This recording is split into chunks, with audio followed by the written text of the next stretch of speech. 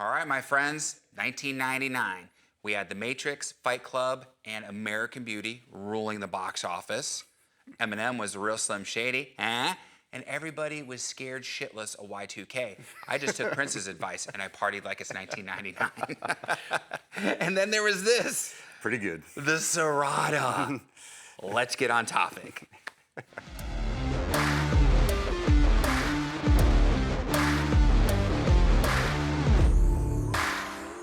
Hey everybody, it's Thomas with Get Out Arizona, and you are watching another great episode of Bike Showcase. That's all right. Throwback Thursday. Oh my gosh, and this might not even be a Thursday that you're watching it. And again, we're at the Trek Bicycle Stores of West Phoenix. This is where the cool kids hang out, and me. And of course, I'm joined by my faithful co-host, Brandon Van Leeuwen. Brandon, how the hell are you? I'm doing all right. Now, Brandon's got quite the fan club, okay? Well, the last couple of weeks, there's been some comments on the videos then, and he's got a fan club brewing. You know? You could send him money and gift cards. Trek West. There's no accounting for taste. Right. So... Good stuff. Anyways, so we're glad to be here once again. We're glad to have you guys with us once again. We appreciate all the good feedback we've been getting on the Throwback Thursdays. Well, good. These bikes. A lot of great stories. People are like, oh my God, I own that bike and I did this with it, I did that with it and everything. So it's good.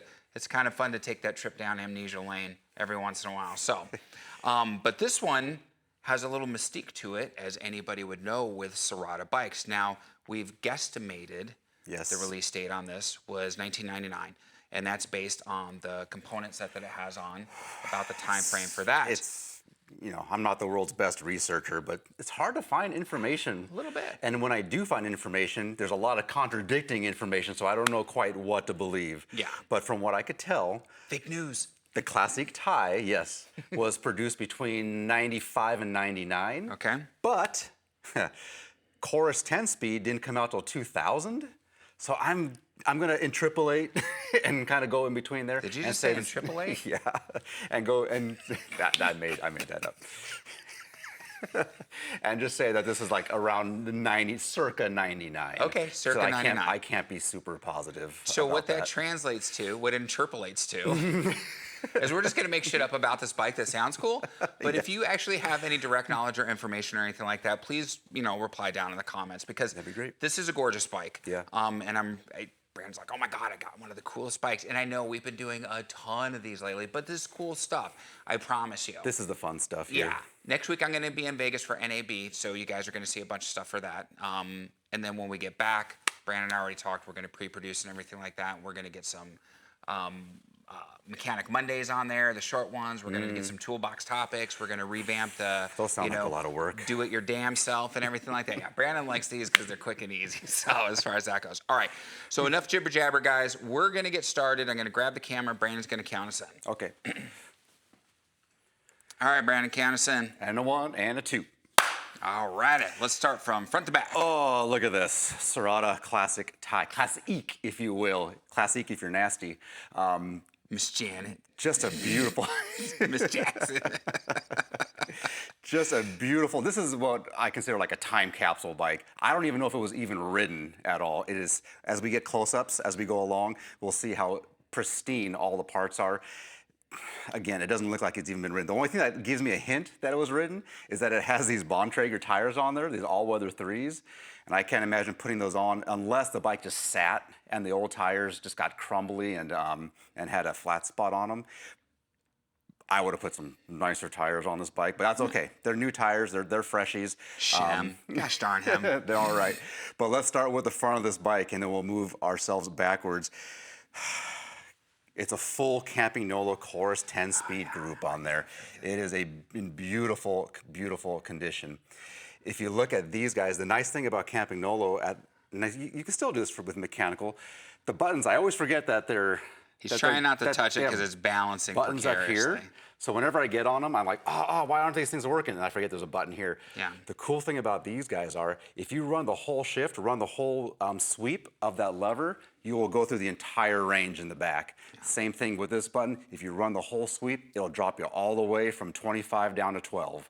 Super cool feature, super smooth. These shifters are also, at the time, completely rebuildable. So now I think everything's going to be electronic in Campy, so you're not going to get that option. Right. But in this time, you could rebuild Campy. You couldn't do that with Shimano at the time. You couldn't do that with SRAM at the time with their 10-speed stuff either. So that was a huge deal, to be able to work on the stuff, keep it going for longer. So super cool. Nice ergonomics on these guys. They feel real nice. The hoods are in beautiful condition still.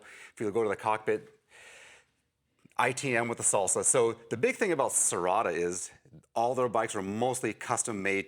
They're made to order. So they have their own fitting system, just like Trek and Specialized have their fitting system. Serotta has their own fitting system as well. And what they really were down with was, creating a bike that was just for you. Yes, and that too. So this bike was most likely, this is size 51 centimeter. It was most likely for a midget at 51. Yeah, it was a little person. Most likely a, fairly rich person, first of all, to have a custom built titanium Serotta, but they probably also went through the whole fitting on there. And so coming back to the fitting to this cockpit, we see a very short stem on here. It's a quill stem on there, and it has these ergo bars, which I always thought felt great, but I hate the way they look. They're very practical, but aesthetically, I don't dig them too much. It's that Salsa Moto Ace, all Moto Ace stuff, I really dig. I think it's really cool. I would put these on like a gravel bike probably, because they're very, very, very comfortable. Lack the flare, but just having that little bit of ergonomics for the hand, pretty nice. Yeah. 1-inch steer tube on this, of course, and it is a quill stem. This is before the time of a headset and threadless headsets. I typically don't like a lot of spacers on there, but in this case, it just makes that Campy bling out even more with those spacers. It looks like a jewel. No, they did a good job. Beautiful Chorus headset, 1-inch threaded. As we come down, it is a Reynolds carbon fork, but color matched for the rest of the bike. Right. So cool, so beautiful. It is a full Campy group set, so you get that Campy brake. So if you have most Shimano brakes or other brakes, will have a lever in here to release the wheel from the brake caliper. Guys, we're gonna cut for a second because we got someone in the shop. He says, okay, here we go. We're back. We're back. So most Shimano ones will have that little lever here to release the caliper. On Campy, you release the lever to remove the wheel with this little nub right here. You give a little space, and that is the space that you need to remove the wheel. Okay.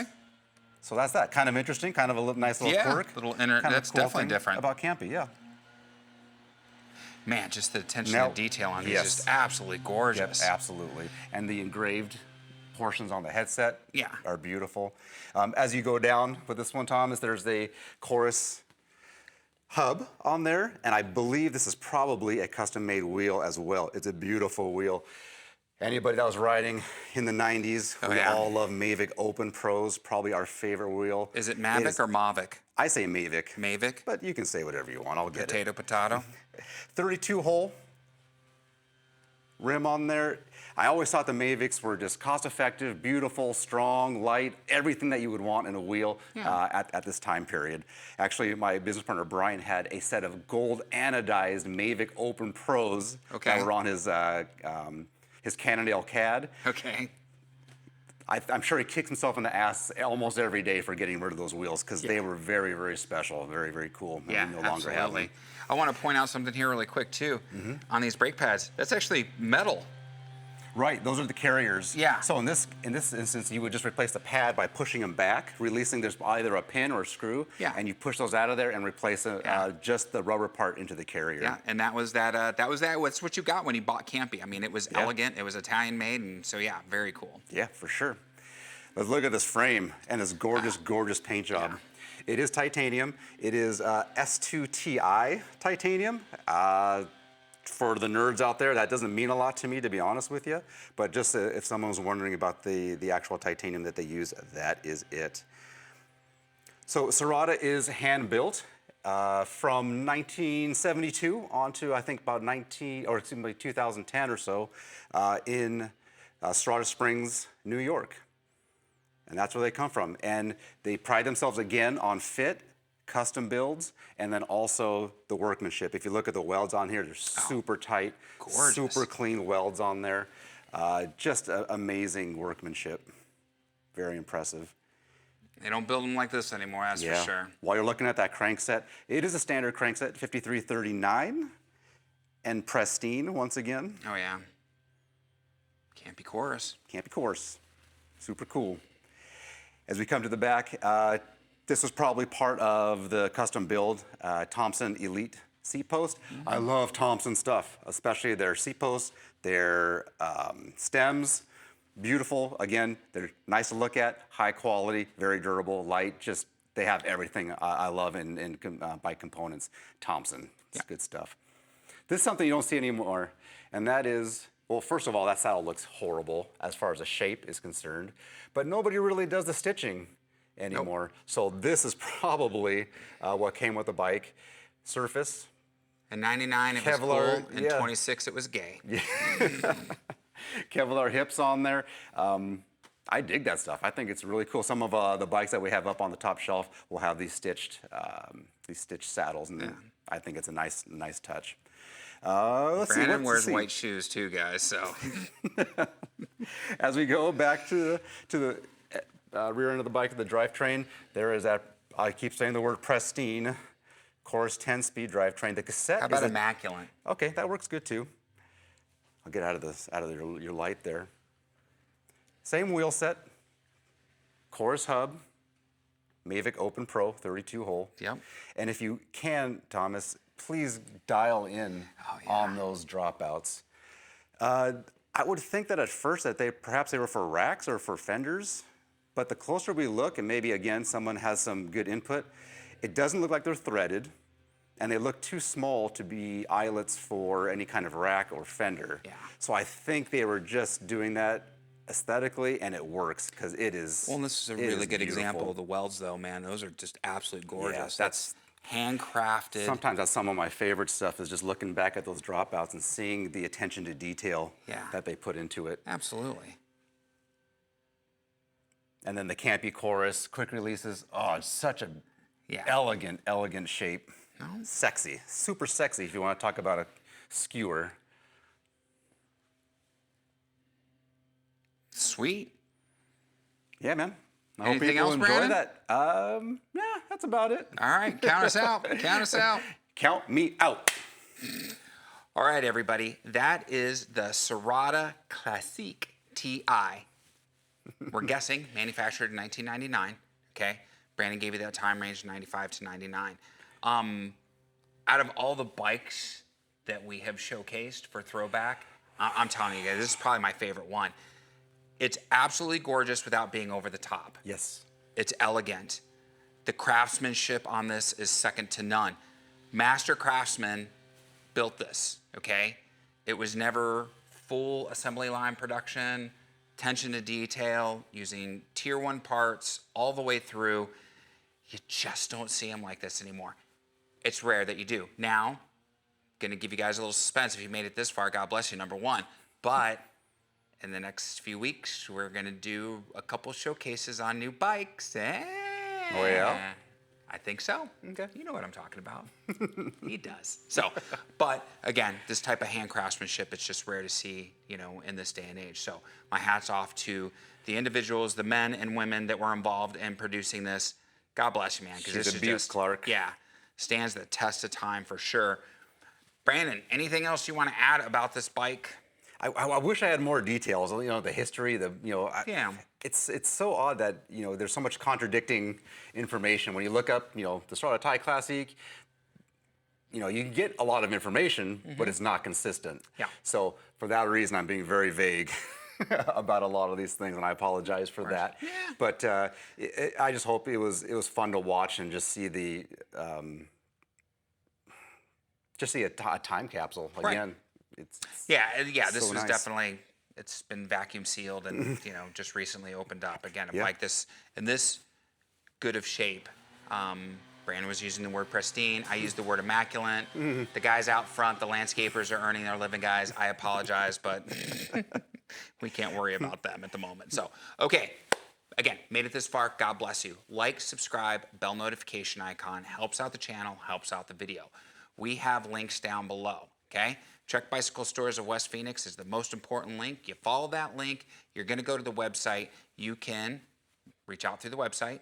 You can call them and ask them a question, please bike related. Although if you ask something about physics or astrophysics or global economics, I think voodoo, DOO economics, that would be a good one. So that would be funny and I would appreciate that. Remember, I don't work here. I know some of you guys still call and ask for me.